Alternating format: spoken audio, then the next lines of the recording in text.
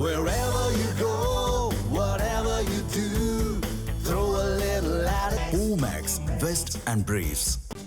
ஆஸ்திரேலிய அணிக்கு எதிரான மூன்றாவது T20 போட்டியில் இந்திய அணி வெற்றி பெற்றிருக்கின்றது. மேலும் கூடுதல் விவரங்களோடு இணைப்பில் இருக்கிறார் எமது செய்தியாளர் நாகராஜன். தற்பொழுது இந்திய அணியின் வெற்றி குறித்த முழு விவரங்கள் என்ன? ஆஸ்திரேலியாவில் நடந்து முடிந்திருக்கக்கூடிய இந்த மூன்றாவது T20 போட்டியில இந்திய அணி வெற்றி பெற்று இந்த தொடரை 1-1 அப்படின்னு சொல்லி சமன் செலுத்திருக்காங்க.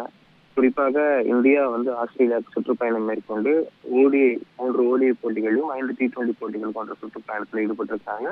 அதுல முதல் T20 போட்டி மழையால ரத்தானது நிலையில போன T20 போட்டியில, அதாவது இரண்டாவது T20 போட்டியில இந்திய அணி தோல்வியுற்றிருந்தாங்க. ஆஸ்திரேலியா வெற்றி பெற்றிருந்தாங்க.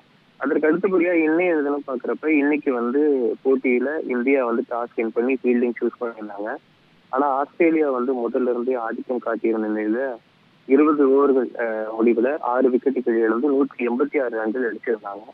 187 ரன்கள் இழக்கிற நிலையில இந்தியா விளையாண்டாங்க.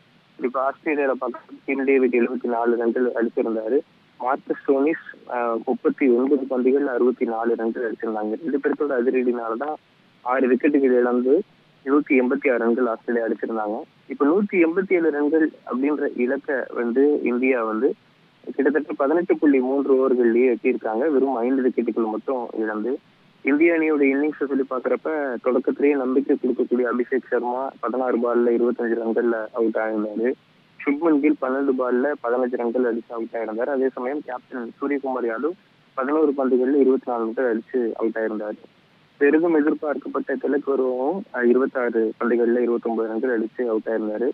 அதுக்கப்புறமா வாஷிங்டன் சுந்தர் 23 பந்துகள் அதிரடி காட்டி 4 சிக்ஸர்கள் 3 பவுண்டரிகள் விளாசி 49 ரன்கள் அடிச்சிருந்தாரு. இது மாதிரி இந்திய அணி கிட்டத்தட்ட 18.3 ஓவர்கள்ல 5 விக்கெட்டுகள் மட்டுமே இழந்து 188 ரன்கள் எடுத்திருந்த நிலையில இந்தியா வெற்றி பெற்றிருக்கிறது. 5 விக்கெட்டுகள் வித்தியாசத்துல வெற்றி பெற்று இந்த 5 T20 போட்டிகள் கொண்ட தொடர்ல 1-1 சொல்லிட்டு ஆஸ்திரேலியாவை சமாளிச்சிருக்காங்க. அடுத்த கட்டமா 2 போட்டிகள் இருக்கு. 2 போட்டிகளோட ரிசல்ட்டை பொறுத்து இந்த T20 தொடரை இந்திய அணி கைப்பற்றுமா அல்லது ஆஸ்திரேலியா கைப்பற்றுமா அப்படிங்கறத பொறுத்து நாம் பார்க்கணும். நன்றி நாகராஜன் விவரங்களுக்கு.